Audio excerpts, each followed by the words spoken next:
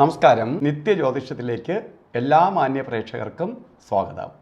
ഇന്ന് 2024 ഓഗസ്റ്റ് മാസം 25-ാം തീയതി, അതായത്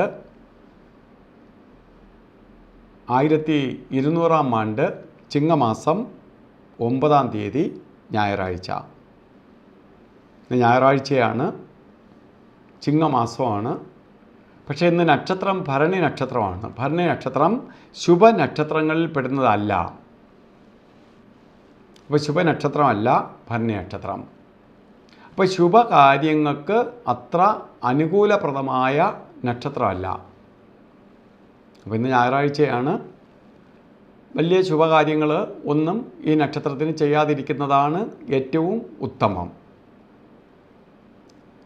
അതേപോലെ ചിങ്ങമാസത്തിലെ ഭരണി നക്ഷത്രം ബർത്ത്ഡേ വന്നിട്ടുള്ളവർക്ക് ഈ ഒരു വർഷത്തെ ഫലത്തെ നമുക്ക് ചിന്തിക്കേണ്ടതാണ്. വാർഷിക ഫലത്തെയാണ് ബർത്ത്ഡേയിലൂടെ നമ്മൾ ചിന്തിക്കണേ. അങ്ങനെ നോക്കി വരുമ്പോൾ ഒരു വർഷത്തെ ഫലത്തെ ചിന്തിക്കുമ്പോൾ പൊതുവേ ഈ ഒരു വർഷം ഈ നക്ഷത്രക്കാർക്ക് അനുകൂലപ്രദമാണ്. കാരണം ഞായറാഴ്ച എല്ലാം കൂടി ഒത്തു വന്നിരിക്കുന്ന സൂര്യൻ്റെ ദിവസമാണ്. ഇപ്പോൾ സൂര്യൻ എന്ന് പറഞ്ഞാൽ പ്രകാശത്തെ തരുന്നവനാണ്. നമ്മൾ പ്രകാശിക്കും, സ്വയം പ്രകാശിക്കാൻ കഴിവുള്ള വ്യക്തിയായി തീരും. അതായത് സ്വന്തമായിട്ട് ജോലി കിട്ടും, സ്വന്തമായിട്ട് എന്തെങ്കിലും ചെയ്താൽ സക്സസ് ആവും. അതുപോലെ ഇരിക്കുന്നിടത്ത് പ്രൊമോഷൻ കിട്ടും. പഠിക്കുന്ന കുട്ടികളാണെങ്കിൽ നല്ല റിസൾട്ട് ലഭിക്കും, പ്രശസ്തി ഉണ്ടാവും. ഇവയ്ക്കൊക്കെ ഇടവരുന്ന ഒരു അവസ്ഥാവിശേഷം നിലനിൽക്കുന്ന വർഷം തന്നെയാണ് ബർത്ത്ഡേ വന്നിട്ടുള്ളവർക്ക്. അവർ പേടിക്കേണ്ടതില്ല, അവർക്ക് അനുകൂലപ്രദമായ വർഷം തന്നെയാണ്. പക്ഷേ ഇന്നും രാവുകാല സമയം നമ്മൾ നോക്കി വേണം ഓരോ കാര്യത്തിന് ഇറങ്ങാൻ. ഇന്നിപ്പോൾ അവധി ദിവസമാണ്, കൂടുതലും വൈകുന്നേര സമയത്തൊക്കെ ആയിരിക്കും എല്ലാവരും പുറത്തിറങ്ങുക. പക്ഷേ രാവുകാല സമയം നോക്കി വേണം യാത്ര തിരിക്കാൻ. രാവുകാല സമയം വരുന്നത് കലണ്ടറിൽ രേഖപ്പെടുത്തിയിട്ടുണ്ട് 4:30 തൊട്ട് 6 മണി വരെ എന്ന്. പക്ഷേ ഇന്ന് രാവുകാലം പറഞ്ഞത് 5:02 തൊട്ടേ രാവുകാലം തുടങ്ങുകയുള്ളൂ. 6:34 വരെ രാവുകാല സമയമുണ്ട്. 6:34 വരെ രാവുകാല സമയമുണ്ട്.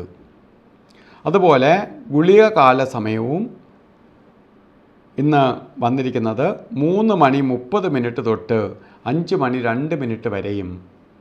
അതുപോലെ യമകണ്ഠ കാല സമയം വരുന്നത് 12:26 തൊട്ട് 1:58 വരെയും.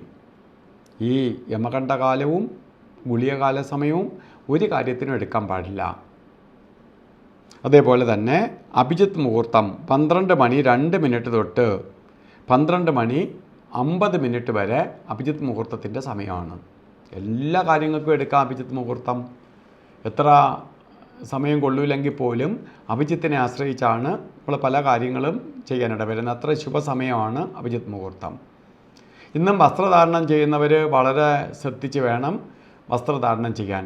ഇപ്പോൾ ചുവപ്പ് മിക്സായിട്ടുള്ളതോ താമരപ്പൂവിൻ്റെ കളറോ ചുടുകലിൻ്റെ കളറോ ഒക്കെ ആയിട്ടുള്ള വസ്ത്രം ധരിച്ചുകൊണ്ട് നിങ്ങൾ പുറത്ത് പോവുകയും ഓരോ ഫംഗ്ഷനോ എല്ലാം പോയാൽ നമുക്കവിടെ പ്രകാശിക്കാൻ പറ്റും. കാരണം പ്രകൃതിയിലെല്ലാം ഉണ്ട്. ഇപ്പം പ്രകൃതിയിലില്ലാത്ത ഒന്നുമില്ല, പ്രകൃതി മാതാവിൻ്റെ കയ്യിലില്ലാത്തതായിട്ട് ഒന്നുമില്ല. ഇത് നമ്മളിലേക്ക് എത്താനുള്ള പാടാണ് ഓരോരുത്തരുടെ കഷ്ടതയും ദുരിതവുമായിട്ട് മാറുന്നത്. നമ്മളിലേക്ക് എത്തിക്കുക എന്നതാണ് ദൗത്യം. അതിന് വേണ്ടിയിട്ട് നമ്മൾ എന്ത് ചെയ്യണം? പ്രകൃതി മാതാവിൽ നിന്ന് എത്താൻ വേണ്ടി വസ്ത്രധാരണത്തിന് പ്രാധാന്യം കൊടുക്കണം. അപ്പോൾ റെഡ് മിക്സായിട്ടുള്ളതോ അല്ലെങ്കിൽ താമരപ്പൂവിൻ്റെ കളറോ ചുടുകലിൻ്റെ കളറോ റോസ് കളറോ ഒക്കെ ആയിട്ടുള്ള വസ്ത്രം നമുക്ക് ധരിച്ചുകൊണ്ട് ഓരോ കാര്യത്തിന് പോകുന്ന കാര്യം വിജയിക്കും. നമുക്കവിടെ കുറച്ച് കൂടുതൽ ഷൈൻ ചെയ്യാനിട വരും.